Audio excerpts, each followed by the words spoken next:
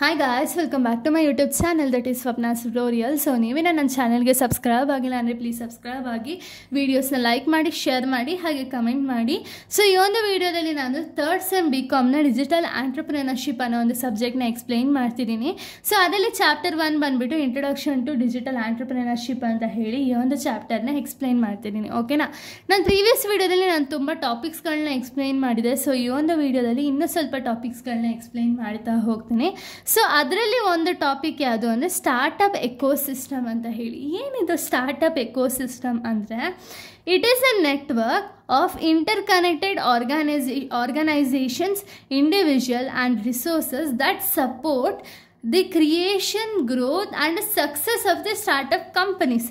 ಅಂದರೆ ಏನು? ಸೊ ಇದು ಬಂದುಬಿಟ್ಟು ಒಂದು ಸ್ಟಾರ್ಟಪ್ ಅಂದರೆ ಒಂದು ಯಾರೋ ಒಬ್ಬರು ಹೊಸ ಬಿಸ್ನೆಸ್ನ ನಾವು ಮಾಡ್ತಿದ್ದೀವಿ ಅಥವಾ ರನ್ ಮಾಡ್ತಿದ್ದೀವಿ ಅಂದರೆ ನಮಗೆ ಒಂದು ರಿಸೋರ್ಸಸ್ ಆಗಿರ್ಬೋದು ಅಥವಾ ವರ್ಕರ್ಸ್ ಆಗಿರ್ಬೋದು ಅಥವಾ ಆರ್ಗನೈಸೇಷನ್ ಆಗಿರ್ಬೋದು ಎಲ್ಲ ಕೂಡ ಇಂಪಾರ್ಟೆಂಟೇ ಅಲ್ವಾ.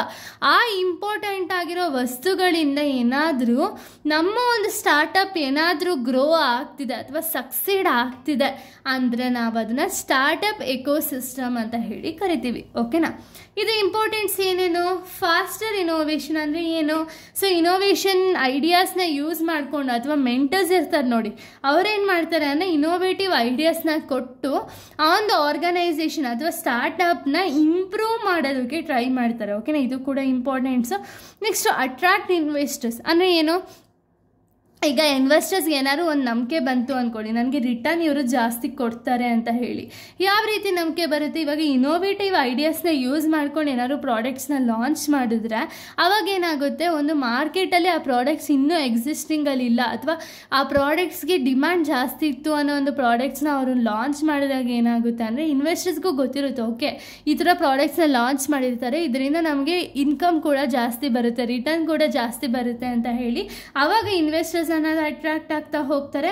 ಇನ್ನು ನೆಕ್ಸ್ಟ್ ಬಂದುಬಿಟ್ಟು ಸ್ಕಿಲ್ ಡೆವಲಪ್ಮೆಂಟ್ ಆಗುತ್ತೆ. ಇವಾಗ ಇಂಡಿವಿಜುವಲ್ ಅಥವಾ ಒಂದು ಆಂಟ್ರಪ್ರಿನರ್ ಏನಿರ್ತದೆ ನೋಡಿ, ಅವರ ಒಂದು ಸ್ಕಿಲ್ಸ್ ಅನ್ನೋದು ಡೆವಲಪ್ ಆಗ್ತಾ ಹೋಗುತ್ತೆ, ಡೇ ಬೈ ಡೇ ಅದು ಡೆವಲಪ್ ಆಗ್ತಾ ಹೋಗುತ್ತೆ.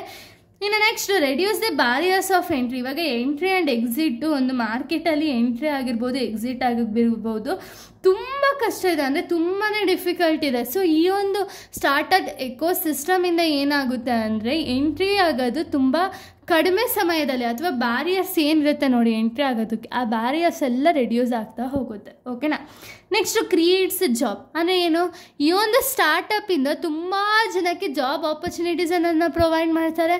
ಸೊ ಇದರಿಂದ ಏನಾಗುತ್ತೆ, ತುಂಬ ಜನಕ್ಕೆ ಜಾಬ್ ಆಪರ್ಚುನಿಟೀಸ್ ಅನ್ನೋದು ಕ್ರಿಯೇಟ್ ಆಗ್ತಾ ಹೋಗುತ್ತೆ. ಓಕೆನಾ, ಸೊ ಜಾಬ್ ಆಪರ್ಚುನಿಟೀಸ್ ಕ್ರಿಯೇಟ್ ಆಗ್ತಿದೆ ಅಂದರೆ ನಮ್ಮ ಎಕನಾಮಿಕ್ ಗ್ರೋತ್ ಅನ್ನೋದೇನಾಗುತ್ತೆ, ಡೇ ಬೈ ಡೇ ಇನ್ಕ್ರೀಸ್ ಆಗ್ತಾ ಹೋಗುತ್ತೆ. ಪಾವರ್ಟಿ ಅನ್ನೋದು ರೆಡ್ಯೂಸ್ ಆಗುತ್ತೆ, ಅನ್ಎಂಪ್ಲಾಯ್ಮೆಂಟ್ ಅನ್ನೋದು ರೆಡ್ಯೂಸ್ ಆಗುತ್ತೆ, ಎಕನಾಮಿಕ್ ಗ್ರೋ ಅನ್ನೋದಾಗ್ತಾರೆ. ಓಕೆನಾ, ಇದೆಲ್ಲ ಇಂಪಾರ್ಟೆನ್ಸ್ ಆಫ್ ಸ್ಟಾರ್ಟಪ್ ಎಕೋಸಿಸ್ಟಮ್ ಆಗಿದೆ. ನೆಕ್ಸ್ಟು ಇದರಲ್ಲಿ ಕಾಂಪೊನೆಂಟ್ಸ್ ಅಂತ ಹೇಳಿ ಬರುತ್ತೆ. ಓಕೆನಾ, ಏನೇನೆಲ್ಲ ಕಾಂಪೊನೆಂಟ್ಸ್ ಇದೆ ಅಂದರೆ ಫಸ್ಟು ಆಂಟ್ರಪ್ರಿನರ್ಸ್ ಅಂದರೆ ಏನು?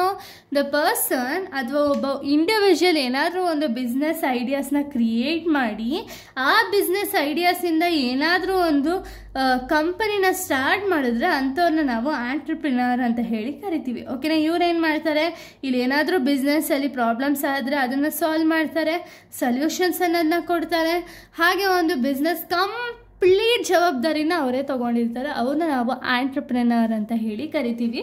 ಇನ್ನು ನೆಕ್ಸ್ಟ್ ಬಂದುಬಿಟ್ಟು ಇನ್ವೆಸ್ಟರ್ಸ್ ಅಂದರೆ ಏನು? ಇವಾಗ ಒಂದು ಕಂಪನಿ ಗ್ರೋ ಆಗಬೇಕು ಅಥವಾ ಒಂದು ಸ್ಟಾರ್ಟಪ್ ಗ್ರೋ ಆಗಬೇಕು ಅಂದರೆ ಅಲ್ಲಿ ಅಮೌಂಟ್ ಇಲ್ಲ ಅಂದರೆ ಗ್ರೋ ಆಗೋಕ್ಕೆ ಚಾನ್ಸೇ ಇಲ್ಲ ಅಲ್ವಾ. ಆ ಅಮೌಂಟ್ ಯಾರು ಕೊಡ್ತಾರೆ? ಇನ್ವೆಸ್ಟರ್ಸ್ ಆ ಅಮೌಂಟ್ ಅನ್ನೋದನ್ನ ಕೊಡ್ತಾರೆ ಅಲ್ವಾ.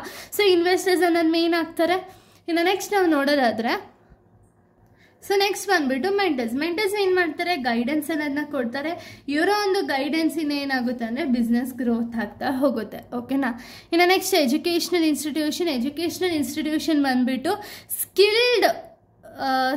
ಸ್ಕಿಲ್ಡ್ ಒಂದು ಲೇಬರ್ಸ್ ಆಗಿರ್ಬೋದು, ಸ್ಕಿಲ್ಡ್ ಒಂದು ಎಜುಕೇಟರ್ಸ್ ಆಗಿರ್ಬೋದು, ಈ ಒಂದು ಎಜುಕೇಷ್ನಲ್ ಇನ್ಸ್ಟಿಟ್ಯೂಷನ್ಸಿಂದನೇ ನಾವೆಲ್ಲ ಹೊರಗೆ ಬರ್ತೀವಿ ಅಲ್ವಾ. ಸೊ ಅದಕ್ಕೆ ಅದನ್ನು ಈ ಒಂದು ಎಜುಕೇಷ್ನಲ್ ಇನ್ಸ್ಟಿಟ್ಯೂಷನ್ ತುಂಬ ಮೇನ್ ಬೇಕಾಗಿರುತ್ತೆ. ನೆಕ್ಸ್ಟ್ ಗೌರ್ಮೆಂಟ್ ಬಾಡೀಸ್ ಏನು ಮಾಡ್ತಾರೆ, ಸೊ ಗೌರ್ಮೆಂಟ್ ಅವ್ರು ಬಂದ್ಬಿಟ್ಟು ಎಷ್ಟು ಟ್ಯಾಕ್ಸ್ ಪೇ ಮಾಡಬೇಕು, ಯಾವ ರೀತಿ ನಾವು ಪೇ ಮಾಡಬೇಕು, ಯಾವ ಥರ ಸ್ಟೆಪ್ಸ್ ಅಂತ ಹೇಳಿ ಕಂಪ್ಲೀಟ್ ಗೈಡೆನ್ಸ್ ಕೊಡೋದು government bodies. So government bodies ಕೂಡ ಒಂದು ದೊಡ್ಡ ಕಾಂಪೊನೆಂಟ್ ಅಲ್ವಾ. ಇನ್ನು ನೆಕ್ಸ್ಟ್ ಬಂದ್ಬಿಟ್ಟು ಕಸ್ಟಮರ್ಸ್. ಸೊ ಇವೆಲ್ಲ ನಾವು ಒಂದು ಸ್ಟಾರ್ಟಪ್ನ ಕ್ರಿಯೇಟ್ ಮಾಡ್ತಿದ್ದೀವಿ ಅಂದರೆ ಅಲ್ಲಿ ಕಸ್ಟಮರ್ಸು ಮೇನ್ ಬೇಕೇ ಬೇಕು. ಯಾಕೆಂದರೆ ಕಸ್ಟಮರ್ಸ್ ಇಲ್ಲ ಅಂದರೆ ಯಾರೂ ಕೂಡ ನಮ್ಮ ಪ್ರಾಡಕ್ಟ್ಸ್ನ ಪರ್ಚೇಸ್ ಮಾಡಲ್ಲ. ಸೊ ಅದಕ್ಕೆ ಕಸ್ಟಮರ್ ಓರಿಯೆಂಟೆಡ್ ಆಗಿರುತ್ತೆ. ಸೊ ಕಸ್ಟಮರ್ಸ್ ಅನ್ನೋದು ತುಂಬ ಇಂಪಾರ್ಟೆಂಟ್ ಆಗಿರುತ್ತೆ. ಇನ್ನು ಮೀಡಿಯಾ ಅಂದರೆ ಏನು, ಇವಾಗ ಈ ಪ್ರಾಡಕ್ಟ್ಸ್ ಆ್ಯಂಡ್ ಸರ್ವಿಸಸ್ನ ಪ್ರಮೋಟ್ ಮಾಡೋದಕ್ಕೆ ತುಂಬ ಜನ ಮೀಡಿಯಾನ ಯೂಸ್ ಮಾಡ್ಕೊಳ್ತಾರೆ. ಸೊ ಅದನ್ನು ಮೀಡಿಯಾ ಅಂತ ಹೇಳಿ ಕರಿತೀನಿ. ಓಕೆನಾ, ಇಲ್ಲಿಗೆ ಈ ಒಂದು ಟಾಪಿಕ್ಸ್ ಅನ್ನೋದು ಕಂಪ್ಲೀಟ್ ಆಗುತ್ತೆ. ಸೊ ಈ ಒಂದು ಫಸ್ಟ್ ಚಾಪ್ಟರ್ ಕಂಪ್ಲೀಟ್ಲಿ ಇಲ್ಲಿಗೆ ಕಂಪ್ಲೀಟ್ ಆಗುತ್ತೆ. ಓಕೆನಾ, ನೆಕ್ಸ್ಟ್ ವೀಡಿಯೋದಲ್ಲಿ ನಾನು ಸೆಕೆಂಡ್ ಚಾಪ್ಟರ್ನ ಎಕ್ಸ್ಪ್ಲೈನ್ ಮಾಡ್ತೀನಿ. So thank you guys, thanks for watching.